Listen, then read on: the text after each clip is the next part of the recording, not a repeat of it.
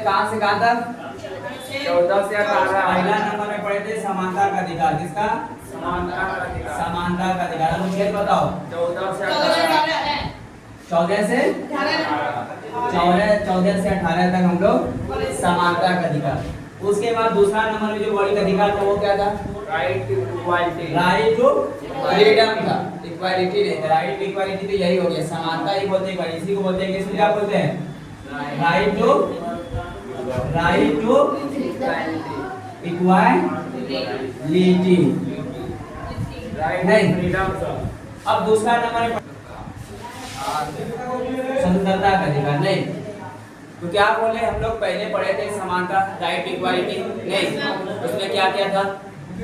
सबको समान अवसर मिलेगा और कोई भी सरकारी नौकरी वहाँ पे हम लोगों को नहीं, वो सारा चीज देखे थे। उसके बाद देखे दूसरा नंबर में राइट टू फ्रीडम, आज़ादी मिला हम लोगों को। नहीं किन किन चीज़ों की आज़ादी? बोलने की आज़ादी का। नहीं पूरे भारत में कहीं जा सकते हैं, कहीं भी कोई काम कर सकते हैं, कहीं भी रहने की आज़ादी हम लोगों को, कोई पार्टी बनाने की आज़ादी है।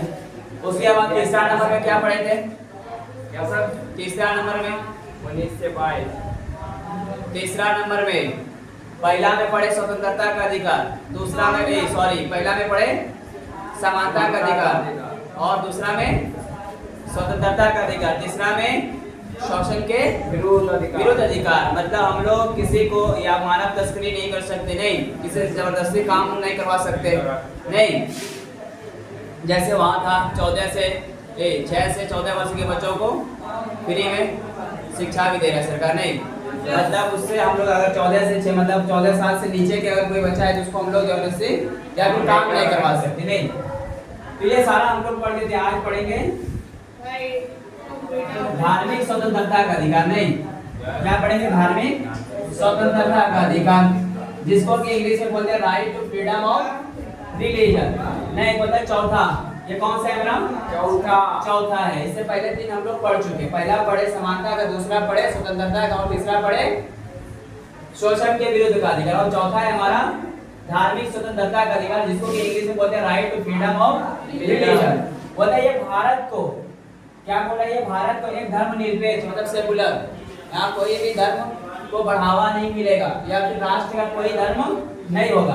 तो क्या बोल रहा है कि राष्ट्र का या फिर राष्ट्र बनाने में सबसे बड़ी भूमिका निभाता है। अगर कोई राष्ट्र का निर्माण करेगा, कोई देश का निर्माण करेगा तो ये सब चीज सबसे बेहतर चीज है धर्मनिरपेक्ष या फिर सेकुलर जिसको बोलते हैं।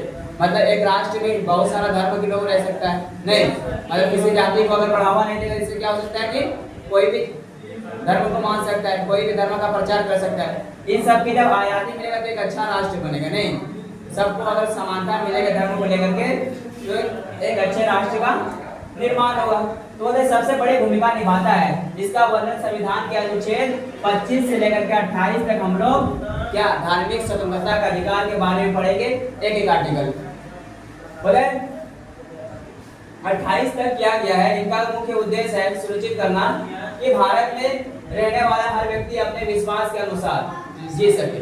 मतलब उसको जिस धर्म के ऊपर विश्वास है उसके हिसाब से वो जी सके। चाहे उसको लगता है हाँ मेरा काम अगर मंदिर में हो जाएगा तो मंदिर जा सकता है, अगर किसी को लगता है कि मेरा काम मस्जिद में हो जाएगा तो मस्जिद भी जा सकता है। नहीं किसी को लगेगा कि नहीं हम अगर मस्जिद कहीं नहीं गुरुद्वारा जाएंगे तो वहाँ भी जा सकता है, वहाँ भी जाने की उसको आज़ादी है। नहीं कोई चर्च जाना चाहे वहाँ भी जा सकते हैं। मतलब उसको जिस भी आस्था है जिसके ऊपर भी विश्वास है वो काम कर सकता है, नहीं उस धर्म को मान सकता है। तो अगर रहने वाला हर व्यक्ति अपने विश्वास के अनुसार जी सके, क्या कर सके? जी सके। बता इसके प्रमुख मुख्य बिंदु यहाँ दिए गए हैं। पहले हम लोग देख लेते हैं अनुच्छेद 25। नहीं अनुच्छेद 25 में किस चीज का अधिकार बोलते हैं? किसी भी धर्म को मानने की आजादी अनुच्छेद 25 में दिया गया। नहीं उनको कौन सा धर्म मानना है मानो भाई, उनको किसी को कोई दिक्कत नहीं होगा, ना तो यहाँ की सरकार को दिक्कत होगा ना यहाँ के किसी लोगों को भी दिक्कत होगा। तो क्या बोला? भारत का प्रत्येक नागरिक अपनी पसंद के किसी भी धर्म को मानने, उसका पालन करने, उसका प्रचार करने के लिए क्या है? स्वतंत्र है, मतलब आजाद है। क्या है? आजाद है। नहीं मतलब तुमको जौन से धर्म पसंद है उसका उस धर्म को मानो, नहीं उसका पालन करो, उसका प्रचार भी करो, नहीं अपने धर्म का प्रचार भी कर सकते हो। तो ये सारा चीज करने का आजादी है तुमको। अब क्या आता है, बोलता है यदि किसी, क्या बोल रहा है कि यदि कोई व्यक्ति किसी भी धर्म को नहीं मानना चाहता है, अब होता है कोई बोलता है नहीं हमको मस्जिद भी नहीं जाना है, मंदिर भी नहीं जाना है, वैसे रहेंगे नॉर्मली, हमको मतलब न्यूट्रल रहेंगे, मतलब किसी धर्म को नहीं मानेंगे, वो भी कर सकते हैं, तुमको उसमें भी कोई जबरदस्ती नहीं करेगा, काहे मानना है तुमको, ये सारा चीज नहीं कर सकते तुम्हारे साथ। तो क्या बोलना है, किसी को भी अपने पसंद का धर्म, कहाँ गया, तो होता है तो उसे इसकी पूरी आजादी मिलेगी, मतलब तुमको अगर नहीं मानना है तो मत मानो, कोई तुमको जबरदस्ती नहीं करेगा, नहीं। बोलते सरकार किसी को भी अपनी पसंद का धर्म बदलने के लिए मजबूर नहीं कर सकती, मतलब यहाँ तक कि सरकार भी तुमको, अगर कोई अपना पसंद का धर्म है या फिर सरकार की पसंद से तुमको ये नहीं बोले कि ये धर्म अपना लो, मतलब सरकार भी तुम्हारे साथ जबरदस्ती नहीं कर सकता इस मामले में, नहीं। और बोलता है ना ही किसी को रोकने का हक लगती है, मतलब यहाँ तो तुमको सरकार रोक सकती है ना, यहाँ के नागरिक रोक सकता है ना, उसको रोकने का उसके पास अधिकार है तुमको। तो जो जौन से धर्म पसंद है उसको अपनाओ, उसका इबादत करो, उसका प्रचार करो, चलेगा, नहीं। उसके बाद अगर तुमको नहीं पसंद है कोई से धर्म, ऐसे रहो, कोई नहीं तुमको रोकेगा, मतलब हर चीज आ जाती है नहीं धर्म को लेकर। अब दूसरे नंबर में क्या आता है, धार्मिक मामलों के प्रबंध की स्वतंत्रता। अब अनुच्छेद 26 में क्या कहता है, मतलब प्रत्येक धार्मिक समूह या समुदाय को अपने धार्मिक मामलों को खुद संभालने का अधिकार, मतलब आपके धर्म से रिलेटेड जितने भी मामले हैं वो खुद सुलझाओ, सरकार इसमें कोई हस्तक्षेप नहीं करेगा, क्या नहीं करेगा, मतलब सरकार वहाँ दखल अंदाजी नहीं करेगा, तुम आपको अपने धर्म के रिलेटेड जो भी कहानी है या फिर जो भी चीजें हैं, जो भी मामला पेश आता है उसको खुद देखो, वहाँ सरकार को मतलब उसमें इन्वॉल्व नहीं करना, सरकार इन्वॉल्व होगी भी नहीं, तो वही चीज बोल रहे हैं, मतलब प्रत्येक धर्म आप जिसको धर्म मानना है मानो, लेकिन हाँ अपने मतलब समूह या समुदाय को अपने धार्मिक मामलों को खुद संभालने का अधिकार है, मतलब खुद संभालो, तुमको सरकार कुछ नहीं करेगा। अब दूसरा क्या बोल रहा है, मतलब वो अपने धार्मिक संस्था जैसे मंदिर, मस्जिद, चर्च, गुरुद्वारा बना सकते हैं। अब तुमको अब जिस भी धर्म का मानते हैं, जैसे देखना कोई हिंदू है तो वो मंदिर बनाएगा, नहीं कोई मुस्लिम है तो वो मस्जिद बनाएगा, बना सकता है, तुमको सरकार नहीं रोकेगा, क्या नहीं करेगा, सरकार नहीं रोकेगा, तो बोलते बना सकते हैं और उनका रख रखाव कर सकते हैं, मतलब उसका हिफाजत भी खुद ही करो, मतलब सरकार नहीं करेगा, अगर तुम उस धार्मिक संस्था को बना रहे हो तो उसकी हिफाजत भी खुद ही करो, नहीं। अब आया था तीसरा नंबर में अनुच्छेद 27 में, इसमें क्या बोला है कि सरकार किसी भी नागरिक को ऐसा कोई कर का मतलब होता है टैक्स, क्या बोलता है, कर या टैक्स देने के लिए मजबूर नहीं कर सकती, जिसका उपयोग किसी विशेष धर्म को बढ़ावा देने के लिए क्या जाना हो, मतलब ऐसा नहीं कि तुमको टैक्स मांगे सरकार, अब हो सकता है किसी धर्म से टैक्स मांगे किसी और दूसरे धर्म को ले जाकर दे दे, या फिर हो सकता है कि किसी धर्म से ज्यादा टैक्स ले या फिर किसी से ले ही ना, तो इस तरह से भेदभाव हो जाएगा, होगा नहीं। इससे पहले तो हम लोग पढ़ते समानता का अधिकार, नहीं अगर इस तरह से हो जाएगा तो समानता रहेगा, समानता रहेगा, अरे किसी एक धर्म से टैक्स ले लेगा और बाकी धर्मों को छोड़ देगा, तो समानता रहा, जैसे हम लोग ऊपर में पढ़े, नहीं तो क्या बोला, मजबूर नहीं कर सकते उसका उपयोग मतलब विशेष धर्मों को बढ़ावा देने के लिए क्या जाना हो। अब क्या बोल रहा है, बोलता है ये नियम सुनिश्चित करता है, क्या करता है कि जनता का पैसा सभी धर्मों के लिए समान रूप से उपयोग हो या किसी के लिए भी नहीं, मतलब अगर चाहिए तो जनता का पैसा सभी धर्मों के लिए उपयोग हो या फिर किसी के लिए नहीं, मतलब अगर सरकार टैक्स लेती भी है तो सब धर्मों से लेगा या फिर नहीं लेगा तो किसी से नहीं लेगा, ये नहीं कि किसी एक से ले लेगा, ऐसा नहीं करेगा, अगर लेना रहेगा सबसे लेगा, नहीं लेना रहेगा किसी से नहीं लेगा। अब आया था चौथा नंबर अनुच्छेद 28, नहीं अनुच्छेद 28 में क्या बोला, सरकारी संस्थाओं में धार्मिक शिक्षा पर रोक, मतलब कोई भी सरकारी स्कूल है वहाँ पे कोई भी धार्मिक शिक्षा पे रोक देने का मतलब है कि अगर कोई गवर्नमेंट का स्कूल है तो वहाँ तुम क्या नहीं कर सकते, मतलब किसी एक विशेष सब्जेक्ट को या फिर किसी एक विशेष जाति के लिए नहीं पढ़ा सकते, वहाँ सबको पढ़ाना होगा, नहीं वही चीज बोल रहा है, क्या बोल रहा है कि मतलब ऐसी शिक्षा मतलब शिक्षण संस्थाएं जो पूरी तरह से सरकारी पैसे से चल रही, मतलब जितना भी खर्चा है वो सरकार कर रहा है, कौन कर रहा है, सरकार कर रहा है, मतलब वहाँ कोई अनिवार्य धार्मिक शिक्षा नहीं दी जा सकती, मतलब ऐसा नहीं कि कोई सरकारी जगह वहाँ आकर कुरान पढ़ाना शुरू कर दिया या फिर खाली एक ही विशेष का गीता पढ़ा रहा है या फिर कोई और भी सब्जेक्ट पढ़ा रहा है, ऐसा नहीं, सब सब्जेक्ट जितना है सबको एक नजर से देखना है और सबकी शिक्षा बराबर करना है, क्योंकि वहाँ सारा पैसा सरकार दे रहा है और सरकार क्या करती है, सबको समान नजर से देखती है, नहीं।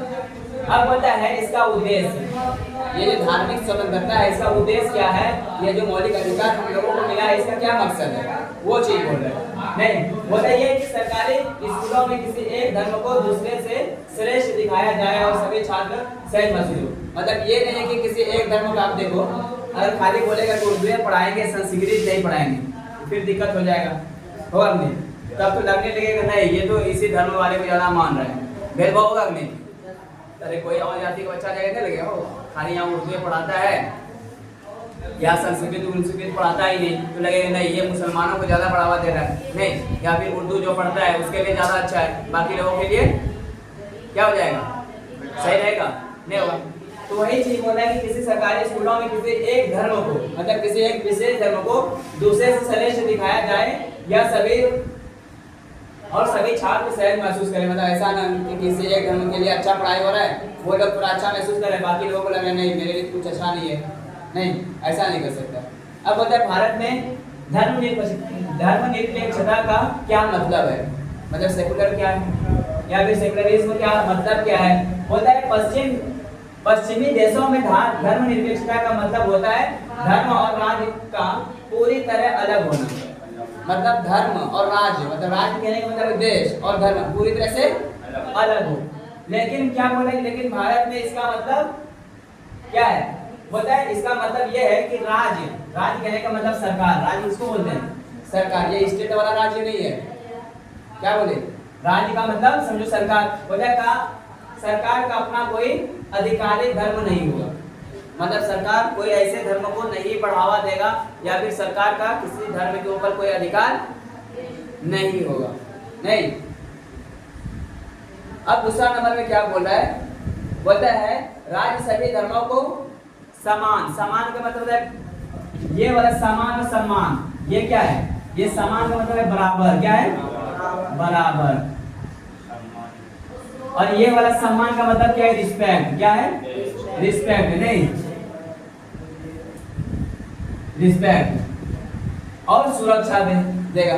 मतलब कहने का मतलब है कि राज्य क्या करेगा या फिर सरकार क्या करेगा, सभी धर्मों को समान का मतलब बराबर और सम्मान का मतलब रिस्पेक्ट, मतलब सबको बराबर रिस्पेक्ट या इज्जत देगा और सुरक्षा देगा, मतलब सब धर्मों को बराबर सम्मान भी देगा सुरक्षा देगा, ये सरकार का काम है। अब तीसरे नंबर बोलते हैं धर्म के आधार पर किसी भी नागरिक के साथ भेदभाव नहीं किया जाएगा। मतलब क्या बोल रहा है कि धर्म को देख करके उसके साथ कोई भी भेदभाव नहीं किया जाएगा, नहीं। अब क्या बोल रहा है कि अलग अधिकार, मतलब अगला अधिकार क्या है, अब हम लोग देख लेते हैं।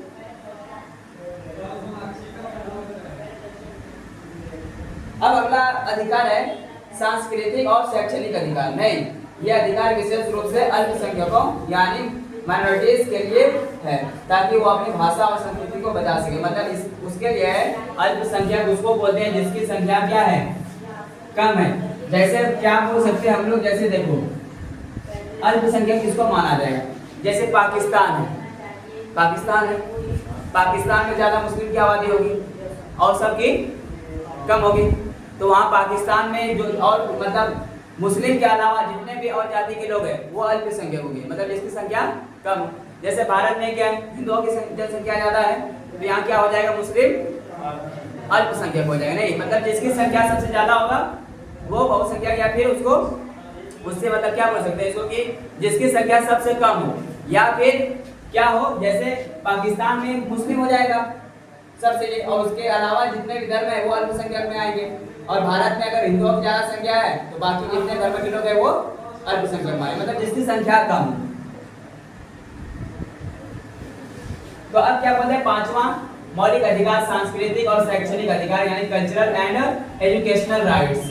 ये अधिकार विशेष रूप से भारत के अल्पसंख्यकों के लिए, मतलब अल्पसंख्यक मतलब जिसकी संख्या कम हो के हितों की रक्षा के लिए बनाया गया है। इसका वर्णन संविधान के अनुच्छेद 29 और 30 में, किसमें, अनुच्छेद 29 और 30 में। अब क्या बोले, चूंकि भारत में बहुत सी भाषाएं और संस्कृति है, भाषा के बारे में पता ही होगा, नहीं, उधर चले जाओ गुजरात चले जाओ गुजराती, तमिलनाडु चले जाओ तमिल बोलेगा, नहीं, हम हमारे इधर आ जाओ झारखंड में छेको तेको वाला बोलेगा, नहीं, यहीं चले जाओ झारखंड में बहुत सारा भाषा बोलने वाला है, यहाँ हम लोग दूसरा भाषा बोलते हैं, कहीं और जाओ 100-200 किलोमीटर दूर जाओ वहाँ अलग भाषा मिलता बोलेगा, नहीं, जैसे इधर नहीं आते थे तो कहता उधर चले जाओ अपने इधर, तो वहाँ देखना अलग भाषा बोलता है कि नहीं?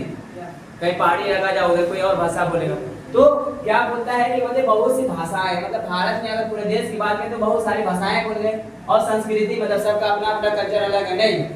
जैसे यहाँ कोई और डांस करेगा, उधर कोई और डांस करेगा, कोई भांगड़ा रखता है, कोई और डांस करता है। तो इसलिए ये अधिकार सुनिश्चित करता है कि बहुसंख्यक मतलब बहुसंख्यक मतलब जिसकी संख्या क्या हो, अधिक हो। अरे अल्पसंख्यक का मतलब होता है जिसकी संख्या कम हो, अब बहुसंख्यक का मतलब होता है जिसकी संख्या अधिक हो। समाज की संस्कृति छोटे समूह पर हावी ना हो जाए। इसका कहने का मतलब अगर इन लोगों को ये अधिकार नहीं देगा क्या होगा, मतलब जिसकी संख्या ज्यादा है तो वो जिसकी संख्या कम है उसके ऊपर हावी हो जाएगा, उसको दबाने की कोशिश करेगा ना। इसलिए ये अधिकार दिया गया है। बोलते समाज की संस्कृति छोटे समूह पर हावी ना हो जाए, इसलिए मतलब बहुसंख्यक मतलब जिसकी संख्या ज्यादा है और जिस धर्मों की संख्या कम है उसके ऊपर हावी ना हो पाए, इसलिए ये वाला अधिकार दिया गया है। अल्पसंख्यकों के हितों का संरक्षण अनुच्छेद 19-29 में नहीं। देख लेते क्या है। अब क्या बोले, भारत के किसी भी हिस्से में रहने वाले नागरिकों के समूह को जिसकी अपनी विशिष्ट भाषा, मतलब कोई हो सकता है जितने भी भारत में नागरिक है, जितने भी लोग यहाँ रह रहे हैं, कोई एक समूह होगा, कोई एक ग्रुप होगा, कोई एक सोसाइटी हो सकता है नहीं, जिसकी अपनी विशिष्ट मतलब भाषा हो, कोई एक भाषा बोलता हो। जैसे हम लोग अपना भाषा इधर बोलते हैं, कहीं और जाओ कोई और भाषा बोल रहा होगा, बोलता है लिपि यानी स्क्रिप्ट या संस्कृति हो है, उसे उनसे मतलब क्या बोला, उसे सुरक्षित रखने का पूरा अधिकार है। वो अपना कल्चर को जो मानते आ रहा है उसको क्या करे, सुरक्षित रखे। ये नहीं कि उसको मिटा दिया जाए, जैसे नहीं होता है पुराने जमाने से कोई चीज चली आ रही है या फिर उनका मतलब वो कल्चर है नहीं, उसका संस्कृति है कि वो लोग हाँ इस त्योहार में ऐसे ही करेंगे, ऐसा ऐसा काम करेंगे, तो उसको रोक नहीं सकता है। क्या नहीं कर सकता है, रोक नहीं सकता है। या फिर वो अपने उस चीज को आगे भी रखे, कायम रखे। जैसे हम लोगों को नहीं होता है पुराने जमाने से कोई चीज चली आ रही है तो अभी भी चल रहा है, मतलब उन चीजों को क्या कर सके, सुरक्षा दे सके, इसलिए और अधिकार दिया गया है। अब बोलते सरकार किसी भी नागरिक को उसकी भाषा या संस्कृति के आधार पर सरकारी शिक्षण संस्थाओं में प्रवेश लेने से नहीं रोक सकता है। किसके बेसिस पे क्या बोल रहा है कि सरकार किसी भी नागरिक को, मतलब कोई भी भारत में जितने भी लोग रह रहे हैं, कोई भी हो, उसकी भाषा मतलब ये नहीं देखेगा तुम क्या भाषा बोल रहे हो, होता है ना। जैसे हम लोग आएंगे, अब कोई कहीं नौकरी लेने जा रहे हैं, बोले नहीं तुमको ये भाषा नहीं आता, तुमको नौकरी नहीं देंगे, ऐसा नहीं करेगा नहीं। या फिर संस्कृति हो सकता है कोई, जैसे हम लोग कोई और बड़ा डांस करते हैं, उन लोग कोई और डांस करता होगा नहीं, उन लोगों का पहनने का तरीका कुछ और होगा, हम लोगों का कपड़ा लत्ता पहनने का तरीका कुछ और होगा नहीं, उसका खाने का तरीका, उसका त्योहार मनाने का तरीका, ये सारा चीज हो सकता है। लेकिन इन सब बेसिस पे मतलब ये सारा चीज दे करके ये नहीं देखेगा तुम कौन सा भाषा बोलते हो, मतलब भाषा के आधार पे कौन सी संस्कृति, तुम्हारा कल्चर क्या है, के आधार पर सरकार शिक्षण संस्थानों में कहने का मतलब है कोई भी ऐसी कंपनी हो या फिर कहीं नौकरी उकरी हो, इन सब में प्रवेश लेने से नहीं रोक सकता है। मतलब इन सब चीजों को देख करके तुमको नौकरी उकरी से वंचित नहीं कर सकता है सरकार नहीं। अब दूसरा नंबर में क्या आता है, दूसरा नंबर में है शिक्षण संस्थान स्थापित करने का अधिकार। मतलब अगर होता है जैसे कुछ लोग है कि मदरसा खोल लेता है, खोलता है ना, अब मदरसा में देखना एक विशेष धर्म के लोग ही पढ़ता है, खाली मुस्लिम का बच्चा पढ़ेगा। इसी तरह से अगर कोई है या फिर कोई चाहता है कि नहीं हम अपना एक कोई स्कूल खोल ले, कोई कॉलेज खोल ले और उसमें सिर्फ हम अपने जाति के बच्चे को ही पढ़ाएं, तो वो कर सकते हैं, उस चीज़ की आज़ादी है। जैसे मदरसा में नहीं होते, खाली मुस्लिम का बच्चा पढ़ता है ना, तो ये सारा चीज़ करने का शिक्षण संस्थान कहना होता है कोई भी ऐसे स्कूल कॉलेज खोलना है, खोलो, तुमको सरकार कोई मना नहीं करेगा। हाँ तो अपने ही बच्चे को पढ़ाओ, उसमें भी नहीं रोकेगा, ये चीज़ कहने का है। लेकिन हाँ अगर सरकार का स्कूल है वहाँ ये नहीं कर सकते नहीं सिर्फ एक ही जाति के या फिर एक ही धर्म के बच्चे पढ़ेंगे, वहाँ नहीं कर सकता है। लेकिन हाँ अपना खोलो, वहाँ पढ़ाओ, कोई दिक्कत नहीं। लेकिन सरकारी स्कूल में ऐसा नहीं कर सकता है नहीं। अब देखो क्या बोला कि सभी अल्पसंख्यक कहने का मतलब जिसकी संख्या कम हो, बोले चाहे वो धर्म के आधार पर हो या भाषा के आधार पर हो सकता है जिसकी संख्या कम हो उसका कोई और धर्म हो, या फिर हो सकता है ये भी हो सकता है कि जिसकी संख्या कम हो वो कोई और भाषा बोलता हो, ये भी तो हो सकता है ना, हो सकता है। वो अपनी पसंद के मतलब जिसको जो सी पसंद है शिक्षण संस्था, मतलब शिक्षण संस्था कहने का मतलब है जैसे मदरसे क्या है खालसा स्कूल या मिशनरी स्कूल, ऐसी कोई चीज खालसा इसका हिंदी पता नहीं है क्या बोले, खालसा कहने का मतलब कोई भी नहीं होता है।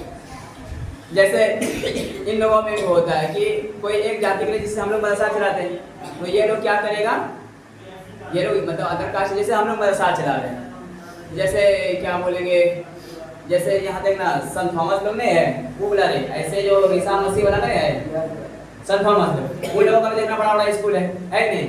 लेकिन वो लोग क्या करते हैं, वो चाहता है सबका बच्चा पढ़े, वहाँ ऐसा नहीं है। लेकिन मदरसा में अगर कोई बोलेगा कि नहीं हिंदू का बच्चा भी पढ़े, वहाँ पढ़ेगा, क्योंकि वो स्पेशल उसी चीज़ की शिक्षा देता है, वहाँ उसको कुछ मिलेगा नहीं मिलेगा। इसका एग्जैक्ट मीनिंग तो अभी पता नहीं, इसको देखना होगा ठीक। बाकी स्कूल या मिशनरी स्कूल बोले खोलने और उन्हें चलाने का अधिकार है तुमको। अगर ये नहीं क्या बोला पहले बोला, अगर आपको अपना पसंद है कि हाँ हमको सिर्फ इसी बच्चे को पढ़ाना है, इस तरह का स्कूल खोलना है, तो खोल सकते हो, नहीं सरकार आपको कुछ नहीं करेगा।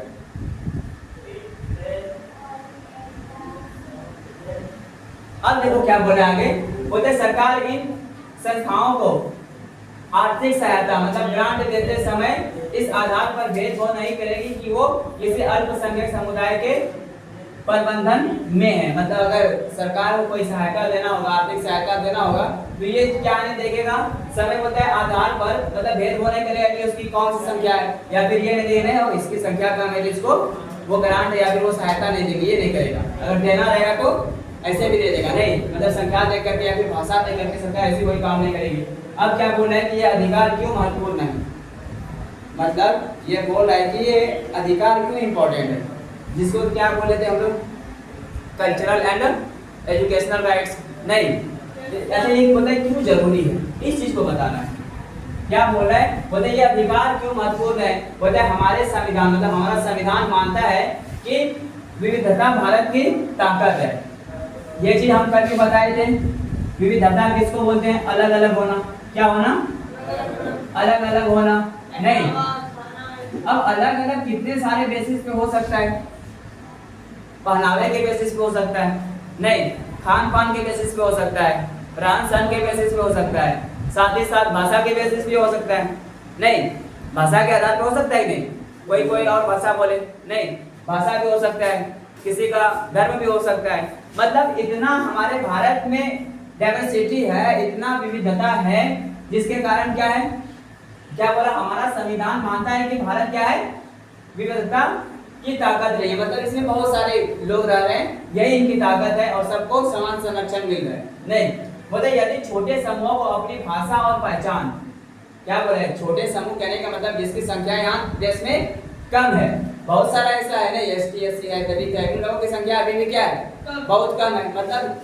कोई एक जाति है जिसकी संख्या बहुत है, उसके कंपेयर में जिसकी संख्या कम है, नहीं जैसे पाकिस्तान का एग्जांपल ये कि वहाँ ज्यादा है मुस्लिम की आबादी है और सब जितने भी हिंदू होगा या फिर कोई और जाति होगा उसकी संख्या कम ही होगा, तो उसको अल्पसंख्यक वहाँ मानेंगे। लेकिन यहाँ अगर हिंदुओं के भारत में अगर हिंदुओं की जनसंख्या ज्यादा है तो और भी जितने भी जाति के लोग धर्म के लोग रहे उसको हम लोग क्या बोलेंगे, यहाँ अल्पसंख्यक बोलेंगे। तो क्या बोलते हैं यदि छोटे समूहों को अपनी भाषा मतलब जिसकी संख्या कम हो या फिर कोई ऐसी सोसाइटी हो जिसकी समूह क्या हो छोटा हो, बोलता है भाषा और पहचान खोने का डर होगा तो वह देश के विकास में पूरी तरह शामिल नहीं हो पाएगा। मतलब किसी को लगेगा कि नहीं हमारे साथ ऐसा ऐसा हो रहा है तो वो देश का विकास, ऐसा नहीं है। हम लोगों को समानता इसलिए दिया गया है ताकि हम लोग अपना विकास कर पाए, नहीं अच्छा से कमाएं। समानता किस लिए दिया गया, ठीक क्या बोलते हैं आज़ादी किस लिए दिया गया, ताकि हम लोग आज़ाद रहेंगे, अच्छे से कमाएंगे, नहीं रहे कहीं भी जा सकता है हम लोग जा करके वहाँ कमाएंगे, अपना अच्छा घर बनाएंगे, नहीं अच्छा खाए पिएंगे, अच्छे से पढ़े लिखेंगे, तो इससे क्या होगा जब हम लोग खुद अच्छे हो जाएंगे तो इसी तरह से देश का विकास होगा ना। अरे सब अपना अपना अगर अच्छा कमाने लगे, अच्छा खाने लगे, अच्छा पढ़ने लगे तो इससे देश का विकास होगा ना। इसलिए तो सरकार सबको स्वतंत्रता दिया है, सबको आज़ादी दिया है। तो क्या बोले वे देश के विकास में पूरी तरह शामिल नहीं हो पाएंगे। ये अधिकार उन्हें अपनी जड़ों से, क्या बोला है, अपनी जड़ों से जुड़े रहने का आत्मविश्वास देता है। मतलब ये सरकार क्या करता है कि यहाँ बहुत सारे विविधता है, मतलब अलग अलग धर्म के मानने वाले हैं, नहीं इन सबको भी क्या करेगा, मतलब यानी छोटे समूह को अपनी भाषा और पहचान खोने का डर होगा। मतलब किसी को लगेगा नहीं हो सकता है मेरा भाषा है या फिर मेरा पहचान खो देंगे, मतलब क्योंकि मेरी संख्या कम है तो डर रहता है ना। अब कहीं अकेले चले जाएगा, अगर बोल देगा कि चलो मैच खेलने जा रहे हैं उधर एकदम बढ़िया बढ़िया प्लेयर है, बोले एकदम पूरा फुल पैक टीम है, इधर से 4-5 हो गया, उसको डर नहीं लगे हो हमें मैच को हरिए को पहले डर बढ़ जाता है, बढ़ता है। तो वही चीज बोला है कि जिसकी संख्या अगर कम रहे तो उसको भी डर लगेगा ना कि हो सकता है धीरे धीरे हम लोग को मिटा ही दे, या नहीं भारत में हो सकता है हमको कोई अधिकार ही ना दे, तो ये ऐसा डर नहीं होना चाहिए। अब आ जाता है बोलते सबसे महत्वपूर्ण और आखिरी अधिकार, बोलते संवैधानिक उपचारों का अधिकार, ये सबसे लास्ट और आखिरी है। अभी तक हम लोग कितना अधिकार देख लिए? 5 नहीं, कितना अधिकार देख रहे? 5। अब क्या बोला है कि डॉक्टर भीमराव अंबेडकर ने इस अधिकार को संविधान का हृदय और आत्मा का कहा था। मतलब ये जो लास्ट वाला अधिकार है सही क्या बोलता है, कौन सा अधिकार है? संवैधानिक उपचार का अधिकार। तो डॉक्टर भीमराव अंबेडकर ने इसको क्या कहा? संविधान के आत्मा और हृदय। आत्मा किसको बोलते हैं? हृदय तो जानते हो, हृदय नहीं, किसको बोलते? हृदय दिल को, हार्ट को नहीं। मतलब अगर हार्ट नहीं रहेगा काम चलेगा इंसान का? नहीं। मतलब सबसे इंपॉर्टेंट चीज या फिर सबसे अहम माना गया इसको, नहीं मतलब जितने भी मौलिक अधिकार अभी पढ़े उनमें से सबसे इंपॉर्टेंट ये वाला है। तो क्या बोल रहे हैं? हृदय और आत्मा कहा था। बोलते क्या आप जानते हैं क्यों? क्योंकि ऊपर दिए गए सभी अधिकार बेकार है यदि उन्हें लागू करवाने वाला कोई अधिकार ना हो। मतलब ऊपर में जितना हम लोग 5 अधिकार पढ़े वो सब बेकार है अगर उसको लागू ही ना करवाए। अरे इतना तो हम लोग पढ़ दिए, लेकिन उसको लागू करवाने का रहेगा, हो सकता है हमको अधिकार तो दे दिया लेकिन उसको मान ही नहीं रहे या फिर लागू ही नहीं हुआ है, तो फिर वो बेकार हो जाएगा 5। नहीं, यदि उन्हें लागू करवाने वाला कोई अधिकार ना हो। क्या आप इसके बारे में विस्तार से जानना चाहेंगे? चलिए आगे देखते हैं इसका। नहीं, बोलता है छठा और सबसे महत्वपूर्ण मौलिक अधिकार है संवैधानिक उपचारों का अधिकार, जिसको राइट टू कॉन्स्टिट्यूशनल रेमेडीज भी बोलते हैं। क्या बोलते हैं? Right to constitutional remedies. क्या बोलते हैं? रेमेडीज। नहीं सवेरे क्या कर रहा है? अब देखो इसमें क्या है, इसमें बोला है कि डॉक्टर भीमराव अंबेडकर ने इस संविधान का मतलब इसे संविधान के हृदय और आत्मा कहा था। ऐसा इसलिए क्योंकि ये अधिकार बाकी सभी अधिकारों की रक्षा करता है। मतलब ऊपर जितने भी अधिकार हम लोग पढ़े, समानता का अधिकार पढ़े, स्वतंत्रता का अधिकार पढ़े, नहीं शोषण के विरुद्ध का अधिकार पढ़े, मतलब ये सारे जितने भी अधिकार हम लोग पढ़े उन सबकी क्या करता है? रक्षा करता है। इसका वर्णन अनुच्छेद 32 में किया गया। अब लास्ट वाला है और इसका वर्णन किसमें किया गया है? अनुच्छेद 32 में। यहाँ इसके बारे में विस्तार से बताया गया। चलो देख लेते। बोलते हैं अधिकारों का सुरक्षा कवच, मतलब जितने भी अधिकार हम लोगों को ऊपर पढ़े उन सब का समझिए क्या है? सुरक्षा कवच। बाप भी बोल सकते नहीं, सबका उन सारे संविधानों को सुरक्षा करने वाला ये वाला लास्ट वाला है, नहीं संवैधानिक उपचारों का अधिकार। क्या बोले? अगर हमारे पहले 5 अधिकारों मतलब ऊपर जितना पढ़े, समानता का अधिकार पढ़े, स्वतंत्रता का अधिकार पढ़े, आदि कहने का मतलब और भी लोग पढ़े, संवैधानिक उपचार का क्या बोलता है? क्या पढ़े? शोषण के विरुद्ध का अधिकार पढ़े, मतलब वो सारे जितने भी अधिकार पढ़े अब ऊपर 5 उसका उल्लंघन होता है, मतलब उसका मतलब कोई विरोध करता है या फिर उसका उल्लंघन होता है, चाहे वो कोई व्यक्ति करे या खुद सरकार करे। हो सकता है कोई व्यक्ति तुमको जबरदस्ती बोलेगा नहीं तुमको आज़ादी नहीं देंगे, बोल सकता है, नहीं तुमको समानता मतलब इक्वालिटी नहीं देंगे, कोई लोग भी बोल सकता है। तो क्या बोलता है? खुद सरकार या कोई व्यक्ति कर सकता है या खुद सरकार भी तो ऐसा कर सकता है। सरकार बोले नहीं तुमको मौलिक अधिकार मानने नहीं देंगे, समानता का अधिकार तुमको नहीं देंगे, नहीं शोषण के विरुद्ध अधिकार नहीं देंगे, तो सरकार भी कर सकता है। तो बोलता है तो ये अधिकार हमें सीधे सुप्रीम कोर्ट जाने का यानी उच्चतम न्यायालय अगर उन 5 अधिकारों का कोई भी हनन करता है या उल्लंघन करता है तो हमको क्या है? ये वाला अधिकार, छठा वाला जो अधिकार है ये हमको अधिकार देता है कि हम लोग डायरेक्ट क्या कर सकते हैं? सुप्रीम कोर्ट जा सकते हैं। ये देखिए डिस्ट्रिक्ट कोर्ट एकदम डायरेक्ट कहाँ? सर्वोच्च न्यायालय जिसको बोलते हैं, किसको? सर्वोच्च न्यायालय जिसको बोलते हैं, बोले उच्चतम न्यायालय मतलब इससे ऊपर कोई न्यायालय है क्या? सुप्रीम कोर्ट से ऊपर नहीं, वहां जाने का अधिकार दे रहे, सोचो। या हाई कोर्ट उच्च न्यायालय जाने की शक्ति देता है। बोलता है बिना इस अधिकार के बाकी सभी मौलिक अधिकार केवल कागज पर लिखे शब्दों से समान होते हैं। मतलब अगर ये वाला अधिकार नहीं तो बाकी जितने भी अधिकार हम लोग हैं वो समझो ऐसे नॉर्मली कागज पे लिखा हुआ एक समान है शब्द है, क्योंकि हो सकता है हमको जितना अधिकार ऊपर में दिया उसको मतलब मानने ही ना दे, नहीं तो ये लास्ट वाला में हम लोगों को क्या क्या अगर देखो उसका कुछ भी होता है, उस पांचों में कोई गड़बड़ी होता है, तो इस छठा के हिसाब से क्या करो, जा सकते हो कहाँ, सुप्रीम कोर्ट न्याय मांगने के लिए। नहीं चलो यहाँ तक, कल उसके बाद रीट पढ़ेंगे। नहीं मतलब कोई चीज होता है हम जैसे